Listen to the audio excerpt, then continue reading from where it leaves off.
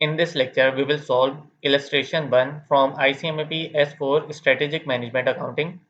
तो चैप्टर 1 है ये ब्रेक इवन एनालिसिस का स्टडी टेक्स्ट में, और इसकी इलस्ट्रेशन 1 सॉल्व करते हैं। ब्रेक इवन एनालिसिस की काफ़ी बेसिक सी इलस्ट्रेशन है, तो इसको सॉल्व कर लेते हैं।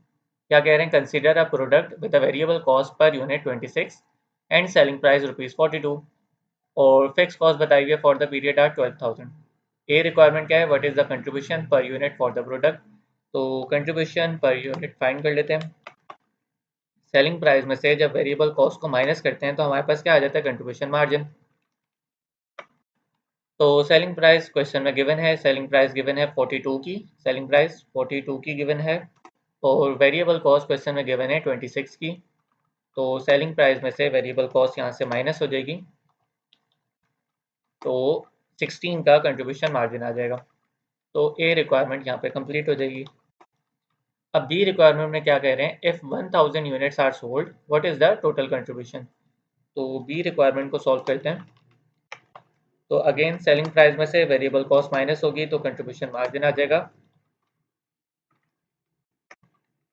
और अब क्योंकि यूनिट्स भी हैं तो टोटल अमाउंट फाइंड करनी है। यूनिट्स को जब पर यूनिट रेट से मल्टीप्लाई कराते हैं तो हमारे पास क्या होती है? टोटल अमाउंट आ जाती है।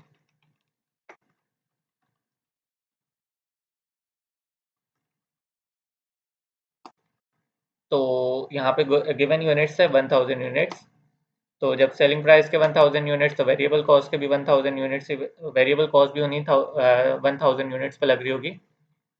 और सेलिंग प्राइस क्वेश्चन में गिवन थी 42 की, और वेरिएबल कॉस्ट क्वेश्चन में गिवन थी 26 की, और जो हमारे पास कंट्रीब्यूशन मार्जिन पर यूनिट आ रहा था ऊपर ए रिक्वायरमेंट में भी सॉल्व किया है, 16 का आ रहा था। टोटल अमाउंट में फाइंड कर लेते हैं। 42,000 की सेलिंग प्राइस हो जाएगी, और यहाँ पे वेरिएबल कॉस्ट जो है 26,000 की वेरिएबल कॉस्ट हो जाएगी टोटल में। तो सेल में से वेरिएबल कॉस्ट माइनस करी तो 16,000 का हमारे पास कंट्रीब्यूशन मार्जिन आ गया। या रिक्वायरमेंट क्या थी? 1000 यूनिट सोल्ड हो रहे हैं तो टोटल कंट्रीब्यूशन पूछा हुआ था, तो टोटल कंट्रीब्यूशन 16,000 का आ रहा है।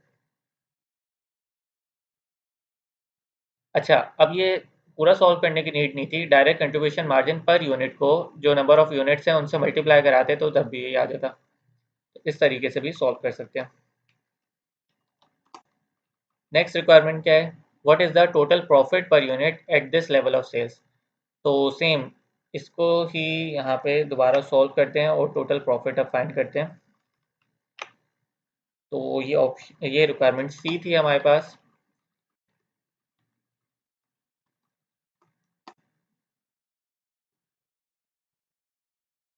कंट्रीब्यूशन मार्जिन से जब फिक्स कॉस्ट को माइनस कर देते हैं, कंट्रीब्यूशन मार्जिन में से जब फिक्स कॉस्ट माइनस हो जाएगी तो क्या आ जाएगा? प्रॉफिट आ जाएगा।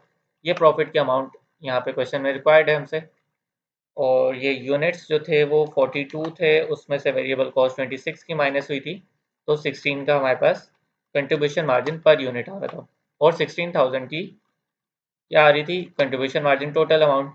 अब इस 16,000 में से जब फिक्स कॉस्ट माइनस होगी, फिक्स कॉस्ट क्वेश्चन में गिवन है 12,000 की, तो 12,000 यहाँ से माइनस करते हैं। तो 12,000 की फिक्स कॉस्ट यहाँ से माइनस हुई, तो प्रॉफिट की कितनी अमाउंट आ गई? 4,000 की। तो ये हमसे रिक्वायर्ड है यहाँ पे।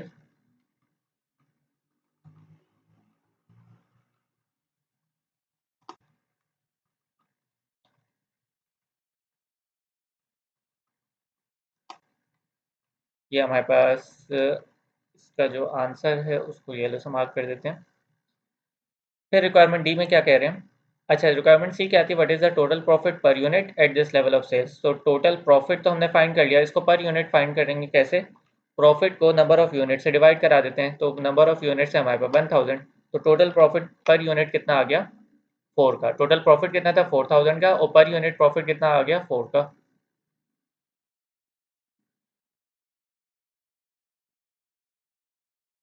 उसके बाद क्या कह रहे हैं? कैलकुलेट करना है total profit for the following level of sales.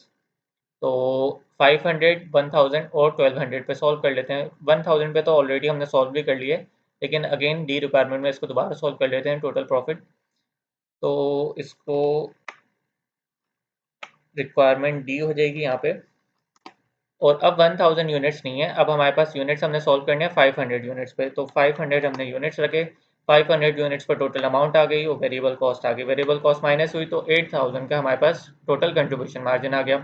8000 के टोटल कंट्रीब्यूशन मार्जिन से वही फिक्स कॉस्ट जो क्वेश्चन में दी हुई थी 12000 की, वो हमने माइनस करी। तो यहाँ पे हमारे पास प्रॉफिट नहीं आ रहा, लॉस आ रहा है। ठीक है, यहाँ पे लॉस आ गया 4000 का। और नेक्स्ट रिक्वायरमेंट में क्या था कि कैलकुलेट करना है contribution margin per unit and profit per unit for each level of sales में ना। तो कंट्रीब्यूशन मार्जिन पर यूनिट तो ये 16 हो गया। ठीक है, और प्रॉफिट पर यूनिट अगेन 4000 को नंबर ऑफ यूनिट से डिवाइड करा देंगे। तो नंबर ऑफ यूनिट्स यहाँ पे दिए हुए थे 500 के। तो 8 जो है 8 की यहाँ पे पर यूनिट का हमारे पास लॉस आ रहा है। ये हमने सॉल्व कर लिया 500 यूनिट्स पे। अब सॉल्व करते हैं 1000 यूनिट्स पे। तो 1000 यूनिट्स पे अगेन ये सेम इसी तरीके से हो जाएगा। 1000 यूनिट्स रखेंगे, 16000 का कंट्रीब्यूशन मार्जिन आएगा, 12000 यहाँ से माइनस होगा तो 4000 का प्रॉफिट आ जाएगा और पर यूनिट की अमाउंट 4 ही आ रही होगी। अब 1200 पे सॉल्व करते हैं इसको। रिक्वायरमेंट डी को ही सॉल्व करते हैं जब हमारे पास यूनिट्स कितने हैं अब 1200 के यूनिट्स रखे हमने। तो सेल्स की अमाउंट आ गई, उसमें से वेरिएबल कॉस्ट माइनस करी तो 19200 का टोटल कंट्रीब्यूशन मार्जिन आ गया। इस कंट्रीब्यूशन मार्जिन से जब फिक्स कॉस्ट को माइनस किया तो 7200 का प्रॉफिट आ गया यहाँ पे। इस प्रॉफिट ये जो हमारे पास प्रॉफिट आया ये टोटल प्रॉफिट था। इसको पर यूनिट फाइंड कैसे किया हमने, 7200 को डिवाइड करा दिया 1200 से। तो पर यूनिट अमाउंट कितनी आ गई प्रॉफिट की, 6 की। तो ये तीनों लेवल पे हमने पर यूनिट अमाउंट भी फाइंड कर ली और कंट्रीब्यूशन जो रिक्वायर्ड था वो 16 का आ रहा था। और सारी जगहों पे यहाँ पे भी 16 का, यहाँ पे भी 16 का आ रहा था। तो आई होप ये क्वेश्चन समझ आ गया होगा। अब इसी क्वेश्चन की इलस्ट्रेशन जो 2 है उसको सॉल्व